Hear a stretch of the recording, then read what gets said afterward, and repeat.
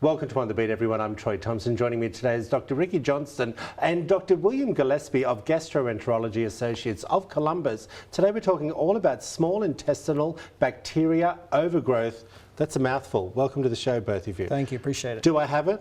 What is it? Yeah. You know I like to self-diagnose. You do that. By the way, SIBO for short. SIBO? So that's how we condense things in the medical field. We take these long terms and make them easier on the tongue. Thank you. Yeah. Well, SIBO, or intestinal bacterial overgrowth, is actually what it sounds like. You get overgrowth. Or so back up. Our intestinal tract has tons of bacteria in it. We have more bacteria in our guts than we have cells in the rest of our body. Are you serious? We have tons of bacteria. So bacteria are very important. Can I just say this? I'm jumping off. When you say bacteria, that scares people, but there's good bacteria and bad bacteria, right? Right. Well, most of the bacteria in our gut are good bacteria. Okay. We would not be able to live without them. They help us process the foods that we eat and, with digestion and, gives us, that's the reason we have gas too, because of the bacteria fermenting the foods in our intestine. So you've got good bacteria, yes, but SIBO is when you get an overgrowth of too many of the bad bacteria. Right. And that can lead to some problems. Okay, well, let's talk about the problems if we can, Doctor. What are they? How do I know I have it? Well, the symptoms that you would have, a lot of people can get a lot of diarrhea, gas, cramping, kind of sour stomach, and it's kind of a non-specific symptoms that you would have. Right. The way that we would usually diagnose it is either doing a breath test, or sometimes we'll just treat with antibiotics and see if that helps. So is this again caused by diet? That probably has some contribution to it. We tend to eat foods that are more food, I guess, for the bacteria, are more likely to make them grow. So that can certainly be.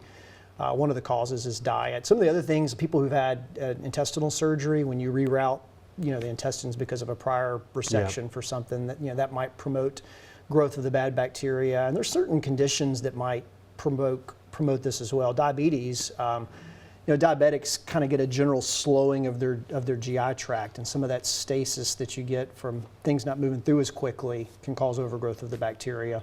Okay, so we may be bloated, we may be having gas, we may be feeling any heartburn or anything like that? Not necessarily heartburn, but certainly kind of the You feel sour, uncomfortable, you know something's going on. Yeah. When you said treatment, you said antibiotics, right? If we have the antibiotics and it's not working, what are the next steps? Are we needing operations? Are we removing anything? Not usually. We'll usually just try again if we have a confirmed diagnosis. Sometimes, we'll try a different antibiotic. Really? One of the antibiotics we use for this condition can be very, very, very expensive. So sometimes we have to. Covered by insurance. Yeah, and insurance does not like to pay for it. So sometimes we have to try a few different things before we can, get relief of the symptoms. And when we're diagnosing it, how are we diagnosing it? Well, either by doing a breath test, or the stool, I think you said, or if somebody has all of the symptoms in a predisposing condition, we sometimes will just go on ahead and treat. People come in and tell us they have a lot of noise in their abdomen, noisy kind of growling. Yeah, growling. Yeah. Sometimes that can be an indicator. I'm getting that about now because I'm hungry. Yeah. Well, some people will actually have significant visible swelling and distension of their abdomen. They'll come in and be like, I look normal now, but later on I'll look like I'm 9 months pregnant. So the abdomen can actually visibly swell out. I was just saying, I'm going to go off topic again. I was talking to someone the other day, talking about our body and the signs it gives us that something is wrong. Don't you just find it fascinating, being a doctor, that you know what the body's telling you is wrong with your patient? It's pretty fascinating. Yeah, it's not always so simple. I know, but I'm just dumbing it down. Let me have that. We appreciate both of you coming in. Thank you so much. If you want to find out more information, there it all is up on the screen. Been chatting away with Dr. Ricky Johnston and Dr. William Gillespie of Gastroenterology Associates of Columbus. Back after this short break.